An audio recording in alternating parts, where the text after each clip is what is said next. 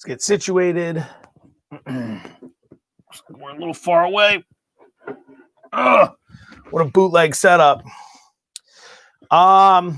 Subscribe to this, even if you bet against the picks, especially if you get a bet against the picks. Because if you subscribe to this channel and we get to 1,000 subscribers at some point, I'm allowed to then use my phone or my device rather than a laptop. And if I can do that, I don't have to have all the wires. For very selfish reasons, subscribe to this channel. Nothing out of my heart or kindness. Just subscribe to make my life easier. Welcome. So, looks like everything's cooking. All the reasons to take the Rams, bounce back game, coaching, but you took the Cardinals. Took the Cardinals in a tease, which was a loser. We'll do the full recap here in a second. And also, I gave you reasons why I like the Cardinals with the line movement. 3 at home, down to 2.5, tease it up to 8.5. I did. Didn't love it, but it's a loser. But yeah, Rams played well. Rams, very good team. Rams, Saints, Packers, that's the cream of the crop. Something's wrong with Seattle. Very, very clearly, something is wrong with Seattle. How did that game even end? I was busy putting the notes together for this. I'm assuming they lost that game. 17-12 to Colt McCoy and the Giants. Pitiful. Something's got to be wrong with Russ. There's no other explanation. He can't be good, and they played like that. He's either out of gas from carrying this team for so long, or he's hurt and they're covering up the injury.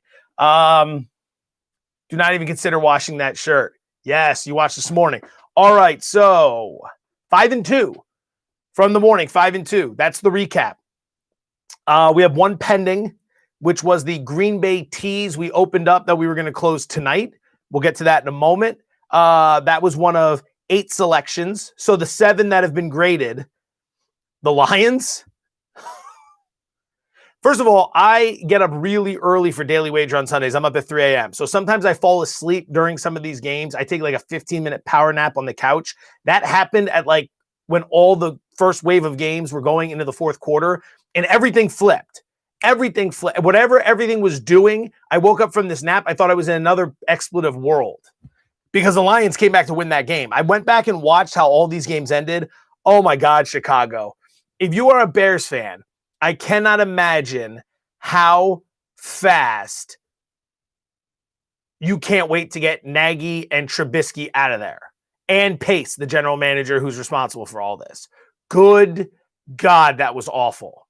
But we had the Lions, so that's a winner. We had the Colts. Got dicey at the end, but it won. We had the Packers-Raiders teaser. More on that in a bit. We followed Preston Johnson's pick, Browns-Titans over. Smash. I texted him right at the end of that thing. I wanted it to be official. I didn't want to mush anything. Smash pick. And then we followed Anita's Hunter Renfrow over receiving yards, and that cashed in the first half. Those are the 5 winners. Atlanta had a shot late, lost. That was one of our losers. Beautiful sunset out there. Little known fact, this stream started about 45 seconds after the games ended. I was outside fighting the pigeons. I could hear them on the roof from this room. I went out there and was throwing rocks at the roof. My neighbors have to think I'm ridiculous. So we lost with the Falcons. Matt Ryan, he's seeing ghosts. If you watch that game, New Orleans has that dude shook. Absolutely shook. He cannot wait to get the ball out of his hands. They pummeled him 2 weeks ago. He looked awful in the pocket today. Absolutely awful. That's another franchise where it's got to be like, look, when are we moving on from all of this? Great run. Thanks for everything, Matt Ryan. You eat for free here forever, but we want to kind of turn the page and begin the new era because this clearly isn't going anywhere. That was a loser. And then the Raiders-Cardinals teaser was a loser. We just discussed it. Happens. 5-2. 1 pending. Now, overall record, 106 wins, 130 losses, 1 tie. So we went from 27 under 500 to 24 under 500. This is what we need to do. We need to cut into it by the Super Bowl or after the Super Bowl, because I might have to make 1,000 bets on the Super Bowl. This thing's going to get the 500. Mark my damn words. We're not going to have that bad of a season. All right. My record's terrible when there's pigeons. Can't argue it. Today we drink to Joe's Jersey Shore teasers. Yes, a lot of commentary today. Look at you people. You're fantastic. We are winning with the pigeons. The pigeons are our friends. No, pigeons, I can't have it. I'm looking at them all across the. I can look across the street. They're on the house of my neighbor waiting to come back over here. This is not a joke. People probably think Like I'm just doing this as like a bit on this stream. I'm not. I have these windows in this closet where I do this stream. Closet, and I can see, I don't know why there are windows in a closet, but I can see out, and this is the window the pigeons fly over to land on the roof. I can't stand it. All right, so that's where we're at. Two quick rants. Number one, Anthony Lynn and the Chargers completely embarrassed today. No surprise. We should have 401k'd the Patriots. Didn't bet the game. Coaching. That's exactly what that is there. Even when the Chargers fire Lynn, this is the same thing as like, everyone can't wait to get to 2021, right? Like, I can't wait to get to 2021. 2020 has been a disaster. Just because the calendar goes from December 31st to January 1st, it's not going to solve the world's problems. Believe me on that. Same thing with the Chargers. Firing Anthony Lynn is not going to solve their problems. The problem is ownership. Ownership is cheap. If you go back through history, I was tweeting this out earlier because I couldn't believe it.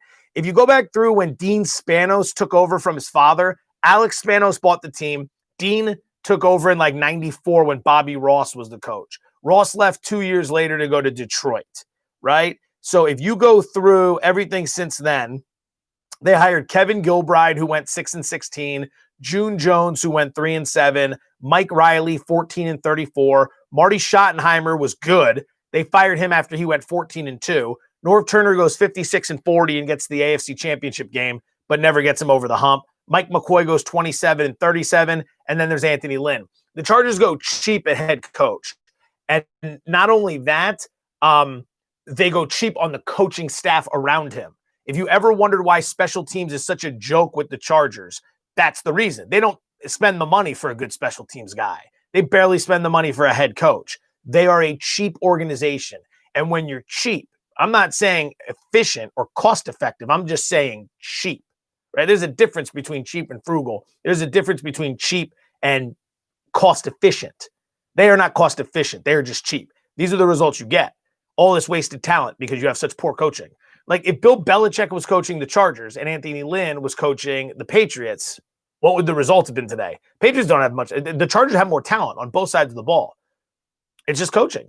Bill's a great special teams guy. Lynn isn't a good head coach. None of his staff is well paid, and none of them are good. And as a result, you see what you see today. So just so you have that. Now, rant number two, the end of that Jets game with the Raiders. So a lot of people, some people are of the belief that Greg Williams, the defensive coordinator of the Jets, was calling blitzes on those final two plays in order to give the Raiders a chance to win because they want to continue losing so they can draft Trevor Lawrence. It's a wonderful conspiracy theory. It could be true. I don't know the answer. Williams is not a good defensive coordinator. He's not a good head coach.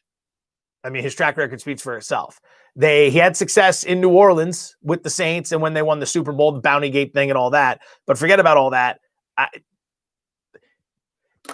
Every time a team late in a game has a lead, like the Jets did, and they go into prevent defense, we watch the opposing offense march down the field, and then we always go, why do teams play prevent defense? The only thing it does is prevent them from winning. Ha, ha, ha, ha. So today, a coach in a situation where you would use prevent doesn't use prevent. He actually tries to rush the quarterback and rattle him. And as a result, this guy gets caught on the outside, they give up a touchdown, they lose the game.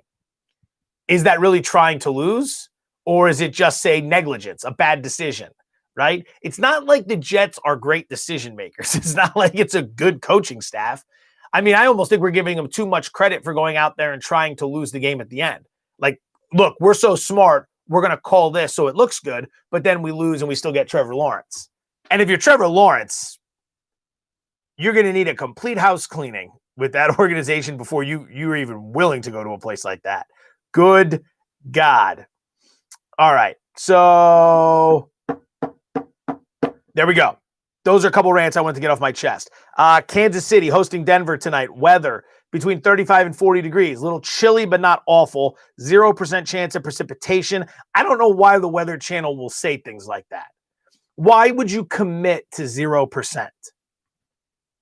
It seems like if you just want to cover your bases, even if you've gone through all the reports, all the studies, all the meteorology, if that's the way you say that, why wouldn't you just say 1%? If literally anything happens, how could you say 0? I'd always say 1% at a minimum. I'd never say 100% on anything, and I'd never say 0% on anything. And these weather guys, that's like, you know what? Based on my record for picks this year, today's not the day for the weatherman rant. Weatherman, we love you. I'm gonna go ahead and I'm gonna throttle back on that. I have this weatherman bit I do. We're not doing that today. I get above 500. See, now I can hear the pigeons, and they're not over there anymore. Fuck, now I'm distracted. If the picks win, maybe we keep them. Who knows? I'll be like Mike Tyson. I'll have a bunch of pigeons on my roof. Okay, by the way, Floyd Mayweather versus Logan Paul. It looks like Tyson Roy Jones, I think, did 1.6 million buys. So everyone got paid on that. Enough people will tune in to Logan Paul, Floyd Mayweather for them to each make 7 figures. So, like, why wouldn't you do it? And then you put a bunch of musicians in there and you make it fun. And you also have an undercard and, like, people will buy it. I will probably, I don't want to buy that because I don't think Floyd's going to knock that dude out. I'd like to see him knock him out. But, man, that'd be nice. All right, so there's your weather report. Injuries tonight, relatively clean. For the Chiefs, the only 2 guys to worry about on the injury report were linebacker Dorian O'Daniel. He's out. Clyde Edwards-Helaire was questionable. He's good to go. He's playing tonight. For the Broncos, you had Phillip Lindsay, the running back, Malik Reed, the outside linebacker, Jerry Jeudy, wide receiver. They were all questionable. They are all good to play tonight. Safety Trey Marshall is out. Inside linebacker Mark Barron is inactive. Drew Lock is back at quarterback. There you go. We don't have a whole lot we need to worry about tonight, which is nice for a Sunday night in Week 13. Line movement. Yeah, this has been interesting. Let me bring this up and see if there's been anything else going on here. All right, so it opened on the look ahead, Kansas City minus 13. It then went to Kansas City. I'm just realizing now I put the wrong shirt on. This is not the shirt I wore this morning. That's the shirt I wore this morning. Shit. And we won this morning. I can't change shirts midway through. If these picks stink, there's only 3 of them. If these picks are that bad, then we'll bring the other shirt back tomorrow. I need some Adderall or something to stay focused here. This is not the plan. All right. Got as high as Kansas City minus 14. So look ahead line was minus 13. Got as high. Got to change the shirt. Yeah. You know what? Yeah. All right. We're changing the shirt. Hold on. We're changing the shirt.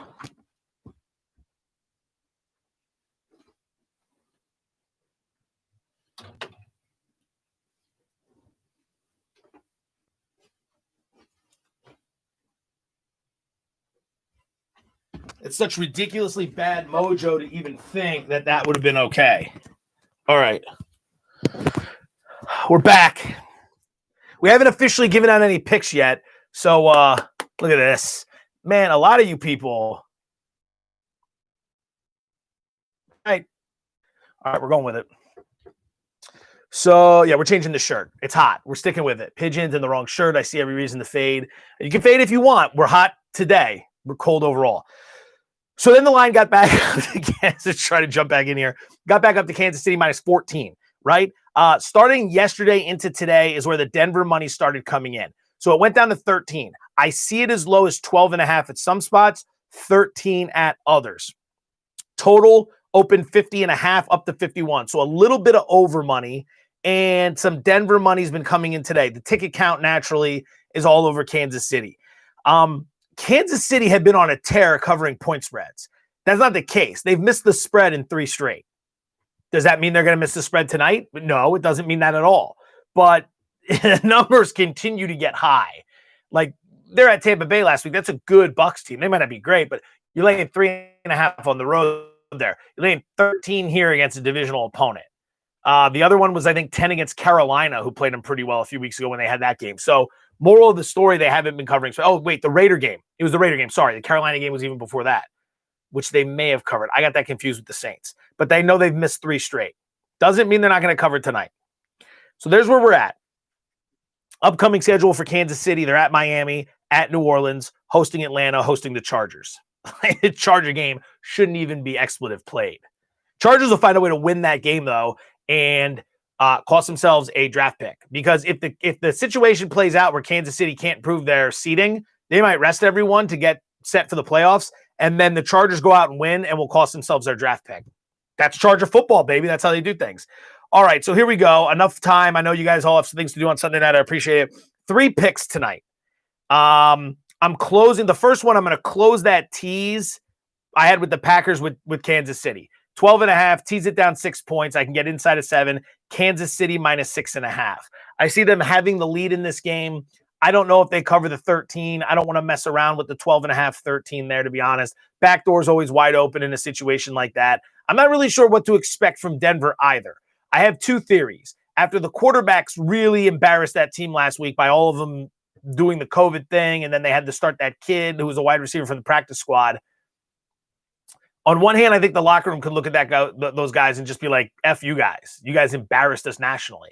On the other hand, I think it could be like, sorry, guys, let's get them back tonight. Let's go. We lost as a team. Let's figure it out.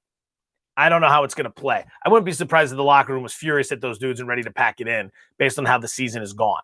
So just throwing that out there. I'm not laying the 13, but I will close that tease with Kansas City. Now, some will say, why don't you just tease Denver up from 13, find the 13 line, and tease it up to 19 points? Could do that.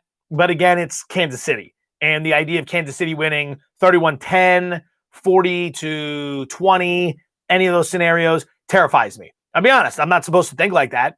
We're not supposed to have that kind of fear. You're supposed to try and remain emotionless, but the reality of the situation is when it comes to the Chiefs, I really don't like betting against them. I don't have to bet on them, but I really don't want to bet against them. I did last night with Tampa Bay and I won. Last week with Tampa Bay and I won, but that's neither here nor there at the moment. One of the few winners from this year. So we're closing the tease with the Chiefs minus 6.5. That's pick number 1. That doesn't apply to a lot of you if you're just joining us now. I would say if you want to tease the Chiefs, tease them down, and then you could tease down Pittsburgh tomorrow, who's at 6.5. Tease them down to 0.5 point. They just need to win that game. You might not like that. You can also tease on Tuesday with Baltimore, knock them down to 2.5, or go up to 14.5 and play Dallas, or you can do the Buffalo-San Francisco game. Open up a tease, get it set for tomorrow.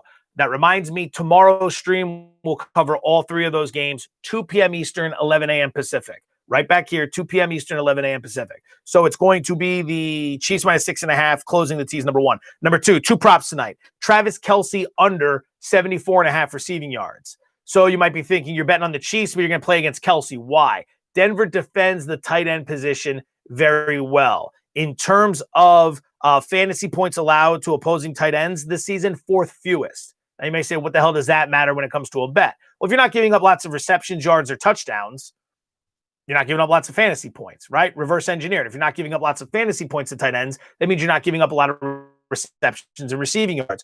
Opposing tight ends this season are averaging 4.7 receptions and 46 yards per game against the Chiefs. Now, Kelce's an exception because he's one of the best, if not the best tight ends in the game, but Denver defends the position well. I also believe that when you look at Kelce's track record this year, he's covered this number in 4 straight.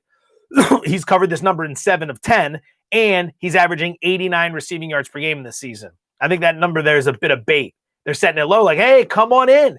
Come on in. Look at all these past trends. Travis Kelce has no problem getting to this number. You should play the over. And the reality is they're setting it there because they know Denver can defend the tight end position well. Plus, if Denver gets a lead in this game, they're not going to have to throw the ball late. So we're going under 74.5 receiving yards for Travis Kelce. That's bet number 2. Final bet number 3, Drew Lock, quarterback of the Broncos, over 235.5 passing yards. Natural reason for this. I think they will have to throw to be in this game. I think they will be trailing in this game. Lock will be throwing for 4 quarters. Lock's hit this number in 5 straight. He's got plenty of garbage time opportunities tonight. That's the play. No serious rationale. Chiefs defense is good, but you saw last week they got that big lead and then let Tampa Bay come cruising all the way back. Brady and everybody else rolling up big numbers at the end of that game. That'll happen. Kansas City, it's tough winning every single game every single year. That's the spot they're in. So those are the 3 spots that we're picking tonight. We're closing the Green Bay Packer tease with the Chiefs minus 6.5. We're going Travis Kelce under 74.5 receiving yards. We're going Drew Lock over 235.5 passing yards. Those are the 3. You guys are the best for tuning in. Lucky shirt. Hopefully, if we can go 2-1 or better tonight, then Lucky shirt returns tomorrow. 2 p.m. Eastern, 11 a.m. Pacific. We got 2 games to preview. Bills, Niners, as well as Washington Steelers. We'll also talk about the Tuesday game between Dallas and Baltimore. Have an awesome night. Thank you for checking this out tonight and throughout the course of the weekend. Don't forget to have your pigeons spayed or neutered. Enjoy the game.